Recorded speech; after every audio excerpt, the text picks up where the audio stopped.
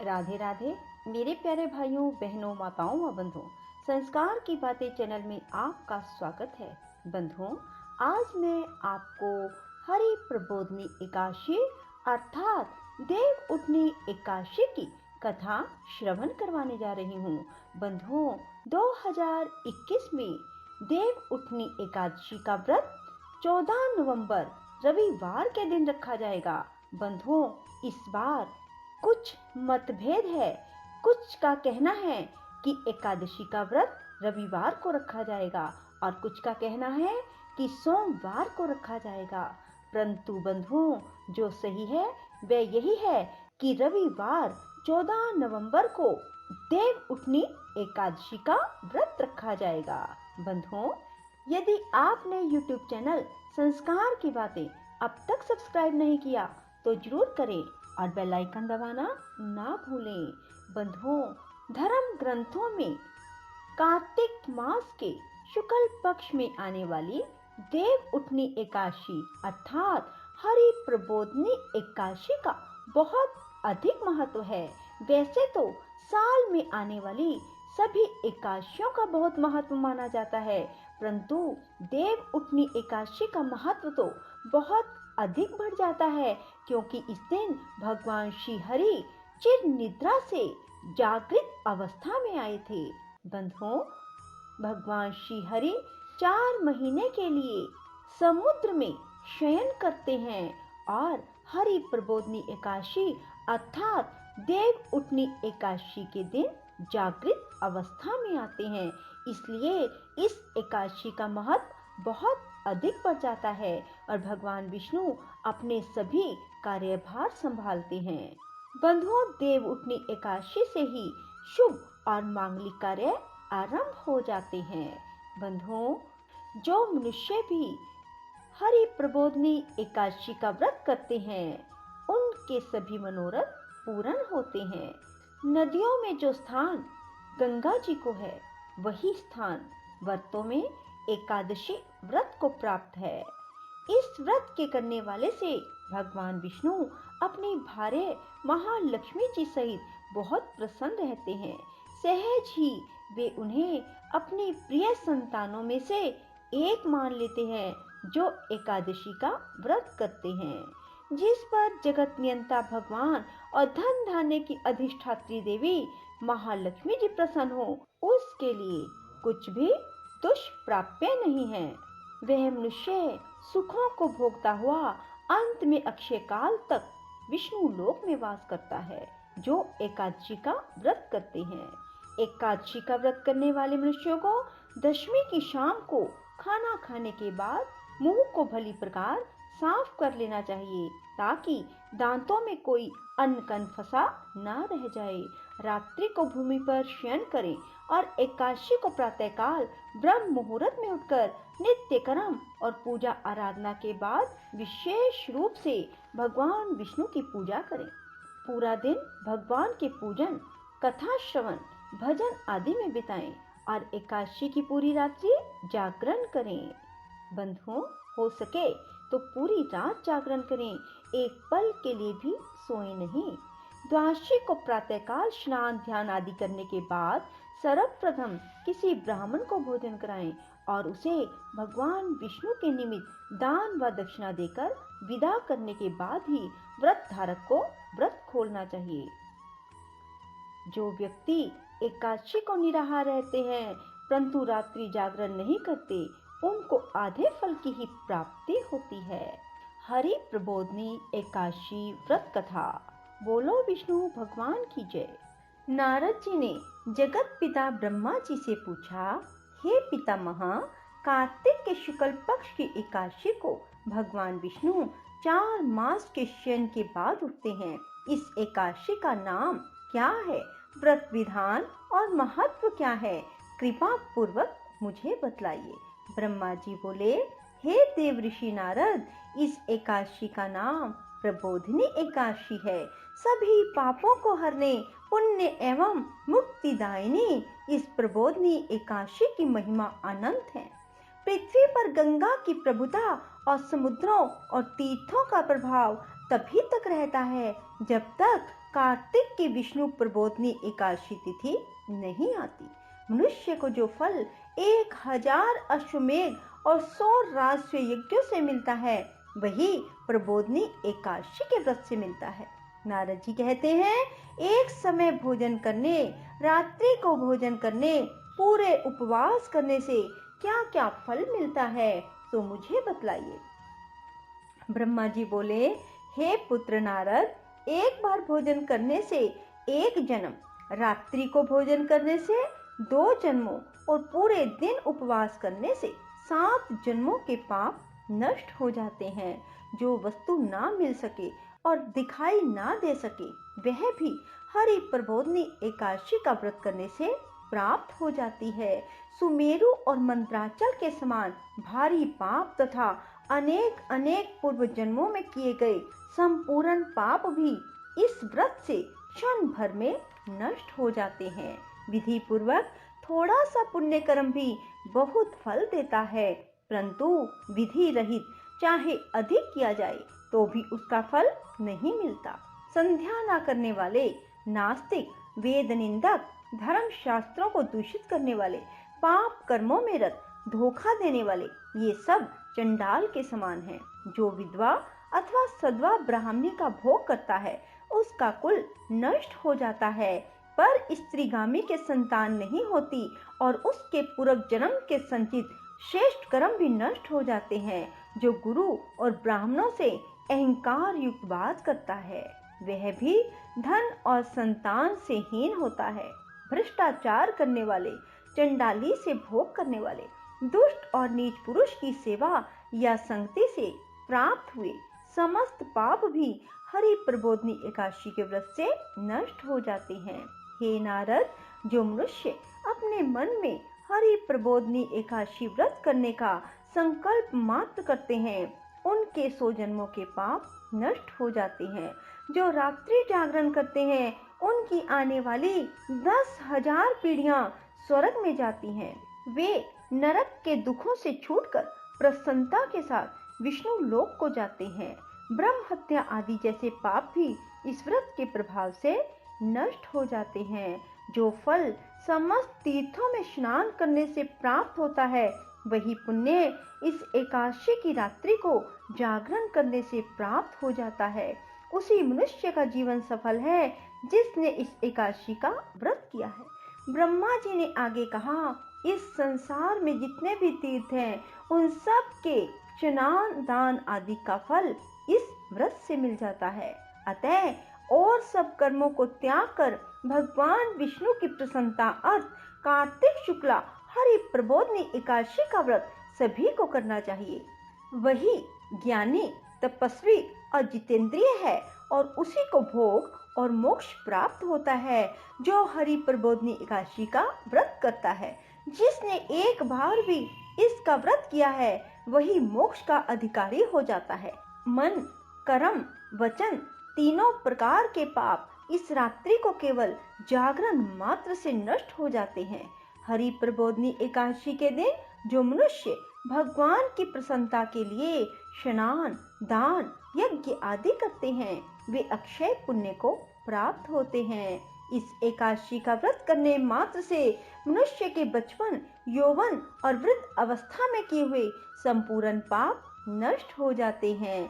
इस रात्रि में जागरण करने का फल चंद्र ग्रहण अथवा सूर्य ग्रहण के समय पुष्कर में स्नान करने से 1000 गुना अधिक है।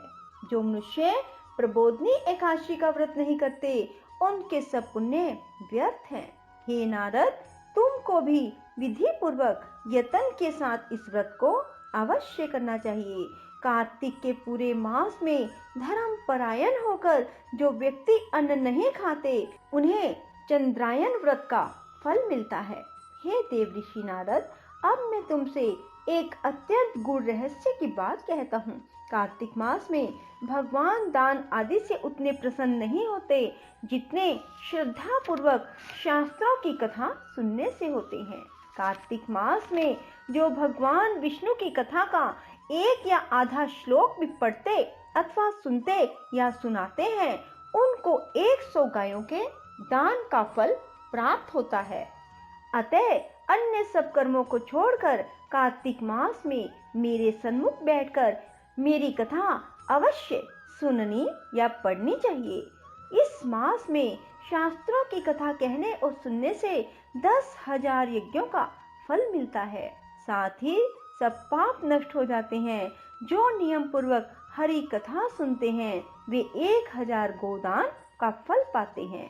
विष्णु के जागने के दिन जो भगवान की कथा सुनते हैं वे 7 द्वीप समेत पृथ्वी के दान करने का फल पाते हैं। जो मनुष्य भगवान की कथा सुनने के बाद वाचक को अपनी सामर्थ्य अनुसार दक्षिणा देते हैं उनको सनातन लोक मिलता है। ब्रह्मा जी के वचन सुनकर नारद जी ने कहा, हे भगवान, हरि प्रबोधनी एकादशी के व्रत की विधि तथा महात्म विस्तार पूर्वक समझा कर कही। ब्रह्मा जी कहने लगे, ब्रह्म मुहूर्त में 2 घड़ी रात्रि शेष रहते उठकर शौच आदि से निवृत्त होकर दंत धावन आदि करके नदी, तालाब, कुआं, बावड़ी या घर में जैसा भी संभव हो स्नान करें। फिर भगवान की पूजा करके कथा सुने और व्रत का नियम ग्रहण करें। भगवान से विनय करें, हे प्रभु, आज निराहार रहकर व्रत करूंगा या करूंगी। दूसरे दिन द्वादशी को भोजन करूंगा या करूंगी। अतः आप मेरी रक्षा कीजिए। इसके बाद भक्ति भाव से व्रत करें। रात्रि को भगवान के आगे जागरण, नृत्य, गीत आदि करें। प्रबोधनी एकादशी को कृपणता त्याग कर पुष्पों, फलों, अगर, धूप, दीप, नैवेद्य आदि से भगवान का पूजन करें। शंख में जल भरकर भगवान को अर्घ्य देवें। इसका समस्त तीर्थों से करोड़ गुना फल प्राप्त होता है। जो मनुष्य अगस्त्य के पुष्प से भगवान का पूजन करते हैं उनके आगे इंद्र भी हाथ जोड़ता है। कार्तिक मास में बिल्व पत्र से भगवान का पूजन करने से मुक्ति प्राप्त होती है। कार्तिक मास में तुलसी से भगवान का पूजन करने वालों के 10,000 जन्मों के पाप नष्ट हो जाते हैं। तुलसी जी का दर्शन, स्पर्श, नमस्कार, स्तुति, रोपण, जल से सिंचन और प्रतिदिन पूजन, आरती करने व कथा सुनने वाले करोड़ों युग तक विष्णु लोक में निवास करते हैं। जो तुलसी का पौधा लगाते हैं उनके कुटुंब में उत्पन्न होने वाले प्रलय काल तक विष्णु लोक में निवास करते हैं।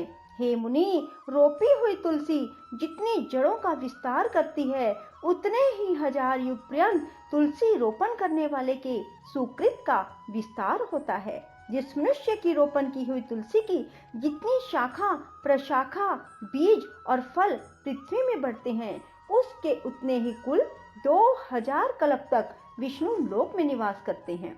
हरि पूजा में पुष्पों के महत्व का वर्णन करते हुए ब्रह्मा जी ने कहा, हे वत्स, जो कदम के पुष्पों से विष्णु का पूजन करते हैं वे कभी यमराज के दर्शन नहीं करते। गुलाब के फूलों से भगवान का पूजन करने वाले को मुक्ति की प्राप्ति होती है। जो वकुल और अशोक के फूलों से भगवान का पूजन करते हैं वे सूर्य और चंद्रमा के रहने तक किसी प्रकार का शोक नहीं पाते। जो मनुष्य सफेद या लाल कनेर के फूलों से भगवान का पूजन करते हैं उन पर भगवान अत्यंत प्रसन्न रहते हैं। वे करोड़ों गौओं के दान का फल पाते हैं। जो दूब के अंकुरों से भगवान की पूजा करते हैं उन्हें 100 गुना फल प्राप्त होता है। जो शमी के पत्र से अथवा चंपा के फूलों से भगवान का पूजन करते हैं वे मनुष्य फिर संसार में नहीं आते। जो मनुष्य केतकी पुष्प भगवान पर चढ़ाते हैं उनके करोड़ों जन्म के पाप नष्ट हो जाते हैं। पीले और लाल वर्ण के कमल पुष्पों से भगवान का पूजन करने वाले श्वेत द्वीप में निवास पाते हैं। प्रबोधनी एकादशी की पूरी रात्रि को जागरण, पूजन, कथा, कीर्तन के बाद प्रातः काल उठकर नदी पर जाएं। वहां स्नान, जप, नित्य कर्म करके घर पर आकर विधि विधान पूर्वक भगवान केशव का पूजन करें। द्वादशी को व्रत की समाप्ति पर विद्वान ब्राह्मणों को भोजन कराएं और दक्षिणा देकर क्षमा याचना करें। इसके बाद भोजन, गो और दक्षिणा देकर गुरु का पूजन करें। जो वस्तु व्रत में छोड़ने का नियम किया हो वह ब्राह्मणों को पर्याप्त मात्रा में दें। हे नारद, रात्रि में भोजन करने वाला मनुष्य ब्राह्मणों को भोजन कराए और स्वर्ण सहित बैल का दान करे। जो मनुष्य मांसाहारी नहीं है वह गो का दान करे। आंवले से स्नान करने वाले मनुष्य को दही और शहद का दान करना चाहिए। जो मनुष्य फलों को त्यागे वह फलों का दान करे। तेल और घृत छोड़ने पर, दूध और अन्न छोड़ने पर चावल का दान किया जाता है। जो भूमि शयन का व्रत लेते हैं उनको शैया और तुलसी सब सामग्री सहित देनी चाहिए। पत्ते पर भोजन करने वाले को स्वर्ण का पत्ता घृत के सहित देना चाहिए। मौन व्रत धारण करने वाले को ब्राह्मण व ब्राह्मणी को मिठाई का भोजन कराना चाहिए। बाल रखने वाले को दर्पण, जूता छोड़ने वाले को एक जोड़ा जूता, लवण त्यागने वाले को शर्करा दान करनी चाहिए। मंदिर में दीपक जलाने वाले को तथा नियम लेने वाले को व्रत की समाप्ति पर ताम्र अथवा स्वर्ण के पात्र में घृत और बत्ती रखकर विष्णु भक्त ब्राह्मण को दान देना चाहिए। एकांत व्रत करने वाले को 8 कलश, वस्त्र और स्वर्ण से अलंकृत करके दान करने चाहिए। यदि इतना संभव ना हो सके तो इनके अभाव में जितना अधिक हो जाए उतना अवश्य दान करें। ब्राह्मणों का आशीर्वाचन सब व्रतों की सिद्धि देने वाला कहा गया है, अतः उन्हें सब प्रकार से संतुष्ट करके विदा करें। इसके बाद स्वयं भी भोजन करें और जिन वस्तुओं को चातुर्मास में छोड़ा हो उन वस्तुओं को ग्रहण करने लगे। हे नारद, जो बुद्धिमान इस प्रकार चतुर्मास्य का व्रत निर्विघ्न समाप्त करते हैं उनका पुनः जन्म नहीं होता। यदि व्रत भ्रष्ट हो जाए तो व्रत करने वाला अंधा या कोढ़ी हो जाता है। व्रत करने वाले की तो बात ही क्या है। इस कथा को पढ़ने और सुनने मात्र से ही अनंत गोदान का फल प्राप्त होता है। बोलो विष्णु भगवान की जय हो। श्री कृष्ण गोविंद हरे मुरारी, हे नाथ नारायण वासुदेवा। श्री कृष्ण गोविंद हरे मुरारी, हे नाथ नारायण वासुदेवा। श्री कृष्ण गोविंद हरे मुरारी, हे नाथ नारायण वासुदेवा। श्री कृष्ण गोविंद हरे मुरारी, हे नाथ नारायण वासुदेवा। श्री कृष्ण गोविंद हरे मुरारी, हे नाथ नारायण वासुदेवा। श्री कृष्ण गोविंद हरे मुरारी, हे नाथ नारायण वासुदेवा। श्री कृष्ण गोविंद हरे मुरारी, हे नाथ नारायण वासुदेवा। श्री कृष्ण गोविंद हरे मुरारी, हे नाथ नारायण वासुदेवा। श्री कृष्ण गोविंद हरे मुरारी, हे नाथ नारायण वासुदेवा। श्री कृष्ण गोविंद हरे मुरारी, हे नाथ नारायण वासुदेवा। श्री कृष्ण गोविंद हरे मुरारी, हे नाथ नारायण वासुदेवा। श्री कृष्ण गोविंद हरे मुरारी, हे नाथ नारायण वासुदेवा। श्री कृष्ण गोविंद हरे मुरारी, हे नाथ नारायण वासुदेवा। श्री कृष्ण गोविंद हरे मुरारी, हे नाथ नारायण वासुदेवा। श्री कृष्ण गोविंद हरे मुरारी, हे नाथ नारायण वासुदेवा। राधे राधे, जय श्री कृष्णा। बंधुओं, यदि आपको हमारी वीडियो पसंद आए तो इसे लाइक करें और शेयर भी ज़रूर करें। धन्यवाद।